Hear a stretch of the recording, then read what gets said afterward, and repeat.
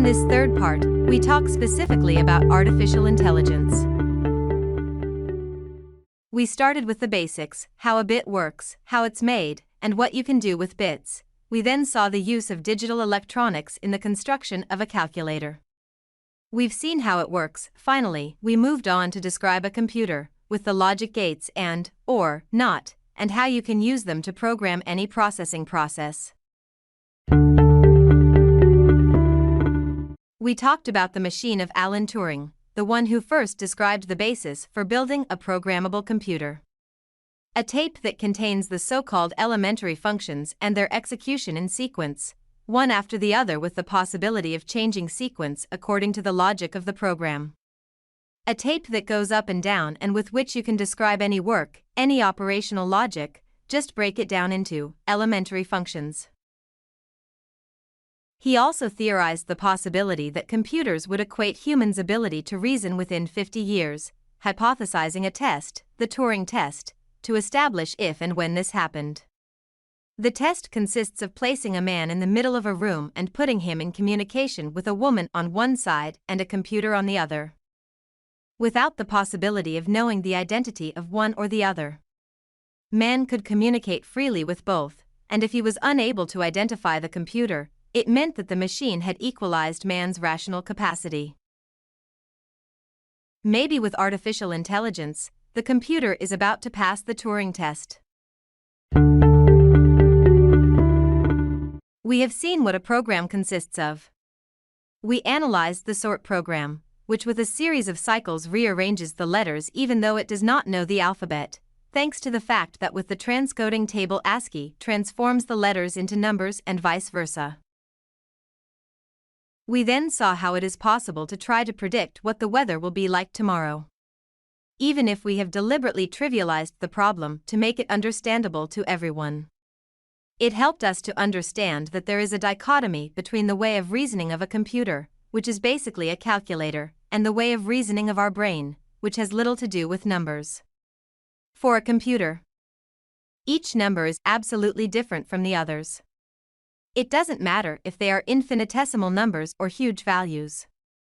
The numbers are all different. And this has the consequence that for a computer the answers can only be yes or no. Whereas in reality we are always dealing with a series of nuances. After seeing the various cycles with which a Turing machine rearranges the letters, we also said that with the most advanced languages it is enough to write the word sort, and no longer all the instructions in machine code, to achieve the same result. In a programming language more advanced than machine language, the sort program has become an elementary function, a single command. Thanks to the ever-increasing speed of computers, we have gone from thinking about cycles in machine code to sort as a single command, as an elementary function, without worrying about the machine code underneath, so much so that everything is still completed in fractions of a second. But we always program according to the Turing machine schematic, even though now the elementary functions in slots are complex processing, such as the sort, which we no longer worry about in terms of machine code.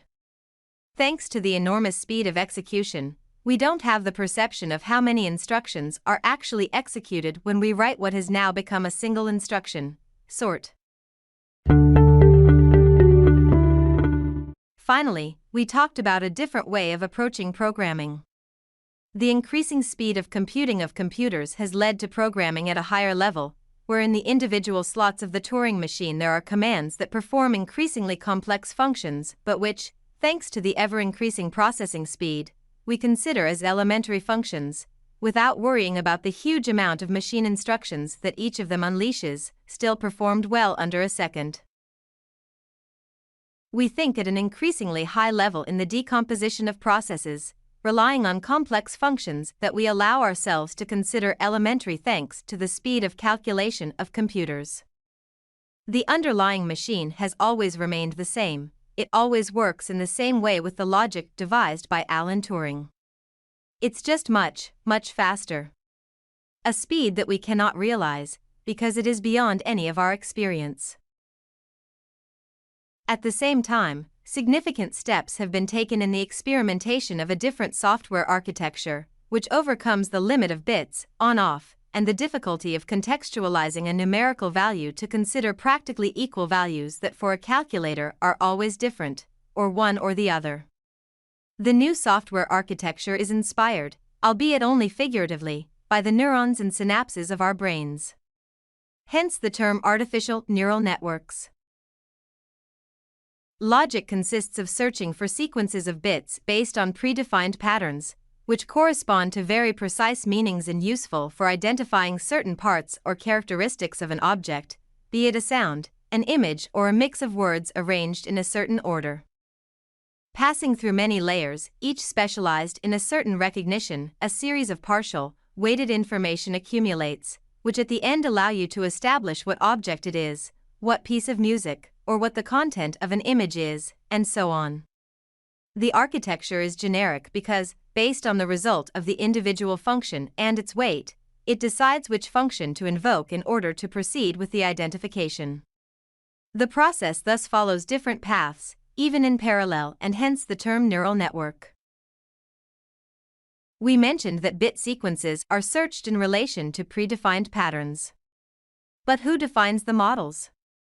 They are defined by the same software architecture during a different preparatory processing phase, called training, or machine learning, during which a huge amount of objects are provided to be analyzed, each with its associated solution. In this phase, the software performs several test cycles, travels along various roads, calculates an enormous number of weights and, based on the result provided by humans, learns which roads and weights identify that particular object provided as input. The wider the type of functions capable of identifying specific types of objects and the larger the quantity of objects provided during the training phase, the more the tool is able to provide correct answers, that is, it is able to show itself intelligent. For illustrative purposes only, let's do yet another exercise. As we know, the computer is basically an electronic calculator, and as such it has all the electronic circuits built to do the four operations: addition, subtraction, multiplication, and division. So if we have to develop an algebraic equation, we will simply have to write a program in the classic form, which analyzes the equation and recognizes the parentheses, extracts the innermost operations, and so on. As it is based on a calculator, the computer already has the electronic circuits built ad hoc to do the four operations and respect the rules of signs. But let's assume on a purely academic basis that we want to take advantage of artificial intelligence to teach it how to solve algebraic equations. We will have to equip ourselves with software modules written ad hoc to recognize the innermost parentheses, others to respect the rules of plus and minus signs. During the training phase, called machine learning, we will provide them with some equations and their solutions. The software architecture of neural networks will carry out a series of tests, following all possible ways, and will discover that by applying the right rules in compliance with parentheses and signs, it obtains 100% of the results that man has provided it. This becomes his own database with which he is able to solve algebraic equations. Let's try to understand the meaning of this exercise, which makes no practical sense since the computer is a calculator and at most it must be taught how to treat parentheses, but certainly not the rules of the plus and minus signs. However, it has helped to understand the technique of learning a machine based on what man teaches it and with a statistical approach without understanding the information content of the bits it is processing. However, when this technique is applied to words, to texts, it impresses us because for us humans it seems impossible that the reasoning that we express through words, sentences, actually uses predefined sequences of words that a machine treats as numbers, as bits, and that it uses based on statistics. It seems impossible to us to think that we communicate our thoughts, our opinions, our reasoning, using in fact only phrases already said, already written. But we use words as a means to transfer concepts, while the computer, through training, machine learning, receives the transcoding key from humans, just as with the transcoding table ASCII translates numbers into letters and with the program sort seems to know the alphabet. Let's now analyze an interview with the ChatGPT artificial intelligence and analyze in detail the information content that really took place in the exchange of information. This is an example taken at random with the aim of showing you how an apparently articulated, correct, intelligent flow, in fact consists in saying nothing more than what is known and what is already known. In short, nothing to do with human intelligence. This is the prompt. I have a project at an advanced stage that I am trying to implement. It concerns young people aged 10 to 12 and up. I am in doubt whether to rely on a professor I know and through him to start an experiment, or to contact the CEO of a bank, who knows me, to propose the project and get the bank's support. To demonstrate that it is a program, which follows a predefined flow, even if it uses the so-called artificial neural network to build its response, the flow of the response has clearly followed a pre-established pattern, as any programmed system would do. He begins with a preamble in which he does nothing but repeat what I have asked him, as if to show that he understands and wants to make sure of this. In my case, it adds a description of what can be the peculiarities of a professor, such as academic experience. Then the same thing follows for the bank: financial support, visibility, resources. He then adds a suggestion that is somewhat obvious, trivial, rather than choosing between option 1 or 2, why not opt for both? Finally, he closes with obvious and ritual statements and considerations, wishing me good work. Note that since I did not specify the characteristics of my project, ChatGPT did not add anything in this regard, having nothing on which to rework its response texts, nor did it bother to ask about it.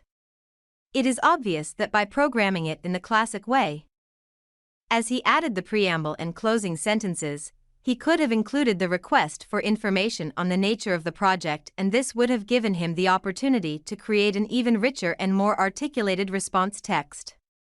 But a computer can make this request if programmed and not because it has its own rational thinking. At least that's the case for now. But let's move on. Let's now analyze an interview with the ChatGPT artificial intelligence and analyze in detail the information content that really took place in the exchange of information. This is an example taken at random with the aim of showing you how an apparently articulated, correct, intelligent flow, in fact consists in saying nothing more than what is known and what is already known. In short, nothing to do with human intelligence. This is the prompt. I have a project at an advanced stage that I am trying to implement. It concerns young people aged 10 to 12 and up. I am in doubt whether to rely on a professor I know and through him to start an experiment, or to contact the CEO of a bank, who knows me, to propose the project and get the bank's support. To demonstrate that it is a program, which follows a predefined flow, even if it uses the so-called artificial neural network to build its response, the flow of the response has clearly followed a pre-established pattern, as any programmed system would do. He begins with a preamble in which he does nothing but repeat what I have asked him, as if to show that he understands and wants to make sure of this. In my case, it adds a description of what can be the peculiarities of a professor, such as academic experience. Then the same thing follows for the bank: financial support, visibility, resources. He then adds a suggestion that is somewhat obvious, trivial, rather than choosing between option 1 or 2, why not opt for both? Finally, he closes with obvious and ritual statements and considerations, wishing me good work. Note that since it did not specify the characteristics of my project, ChatGPT did not add anything in this regard, having nothing on which to rework its response texts, nor did it bother to ask about it. It is obvious that by programming it in the classic way, as he added the preamble and closing sentences, he could have included the request for information on the nature of the project, and this would have given him the opportunity to create an even richer and more articulated response text. But a computer can make this request if programmed and not because it has its own rational thinking. At least that's the case for now. But let's move on. The interview continued and I asked him to make a comparison between the two hypotheses, listing the pros and cons of each hypothesis and assigning them a weight from 1 to 10. Initially, he did not understand, and 3 times he replied by listing the characteristics of the professor and the bank, assigning values from 1 to 10, but without making any comparison. A simple list with weights. On the 5th attempt, in trying to be more explicit in what I asked, after apologizing to me each time, he finally produced the following table. When I pointed out to him that the bank was much cheaper, he replied that the advantages of using the bank were certainly greater. But then, why didn't he say it right away? Hadn't he thought about it? Was he distracted? It is only because he does not reason, but only elaborates the texts that we provide him, giving the impression of reasoning. Talking to artificial intelligence thinking that you are talking to a human being immediately turns out to be an apparently intelligent conversation. The interview then continued with a series of exchanges in which I asked him for advice on how to proceed, what to do, to which he promptly replied with textbook texts, in which he listed the best practices, the classic list of how to proceed, market analysis, prototype development, partner search, and so on. Who knows how many lyrics he has in his belly that all say the same thing. I then asked him to focus on the first point he had suggested to me and promptly went on to list a series of classic textbook actions that we can find very easily on the internet. Relying on him, I went on to tell him that among the various points listed, I thought it was important to focus on the system database, and once again me listed a series of classic actions to proceed in this direction. At this point I objected by telling him that I did not agree with the approach in general because it took too much time, while it was necessary to act quickly to break into the market and prevent any possible competitor that would have presented itself once I understood the value and idea of my project. And he proved me right by listing a series of trivial suggestions aimed at doing it quickly. Yes, but all of this requires interest from potential partners. How do I find the right partners? How do I contact them? And ChatGPT immediately replied to me by listing the Ministry of Education, international organizations, foundations, NGOs, universities as the right partners. Perhaps he did not understand the meaning of my objection. But I avoided specifying and went on. How do I contact these potential partners? I also asked him to be more detailed in his answers. And more than once he has diligently listed to me a series of fairly obvious, textbook points. But what else could I expect? They were the most correct and sensible answers to questions that actually required material support to be able to contact at least one of these partners. But all of this is of course beyond the scope of ChatGPT. With those questions I was looking for a solution and concrete support that could come from those who were able to help me materially, for example by introducing me to the right people, putting me in direct contact with those who could get involved in my project. But ChatGPT is clearly not this, and all I had to appreciate was the formal correctness of its answers, perhaps pretending that it was more in-depth to the problem and less generic. But all this can be refined over time, a bit like we saw in our example of programming software that can predict rain. Initially not very precise, the forecasts could gradually be refined more and more.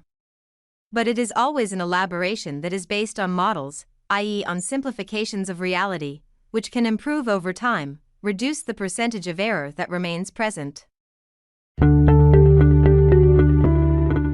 Concluding. Those who think that ChatGPT could pose a risk in the future, a threat to humans, are mistaken. Impressed by the responses that ChatGPT is able to generate, he fears that it may one day take over humans. This is pure science fiction. Rather, let's worry about our way of being. Let's try not to harm ourselves by relying on artificial intelligence for our laziness in reflecting, evaluating, and taking a stand. Let's not worry about artificial intelligence but rather about ourselves.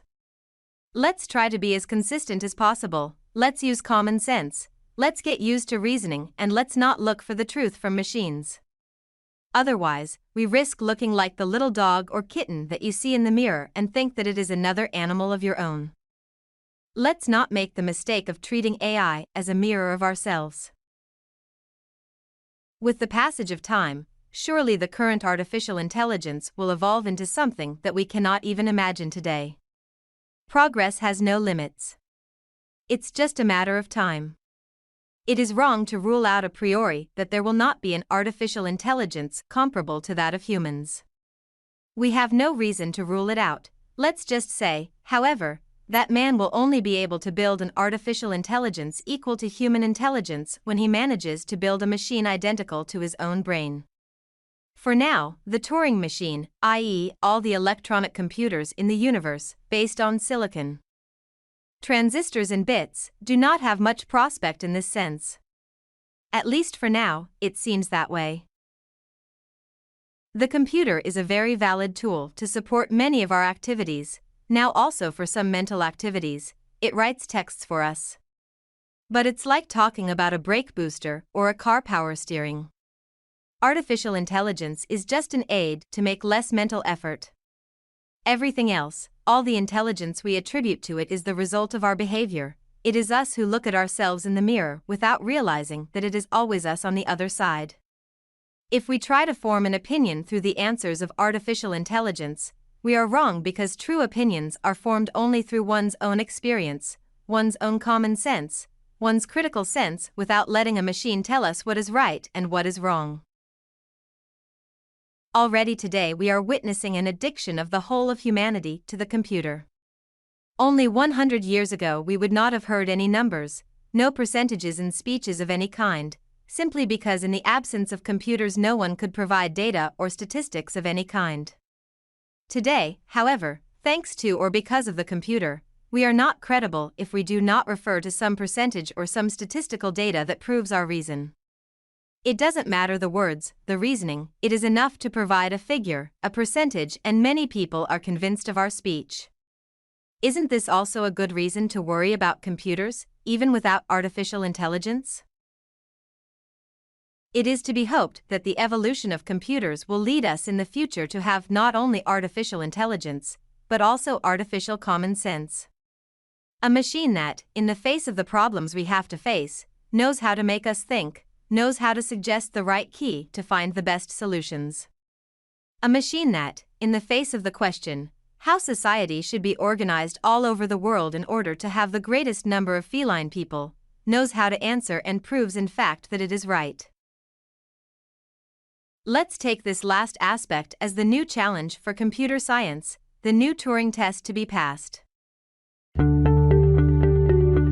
Thank you for your attention and have a good day.